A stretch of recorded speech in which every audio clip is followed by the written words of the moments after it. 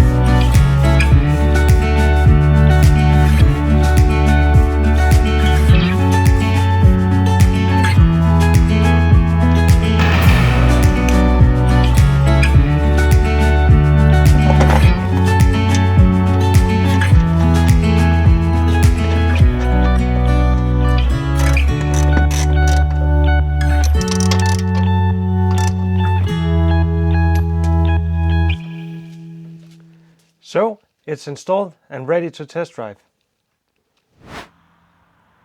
I'm gonna attach the trailer and go for a ride.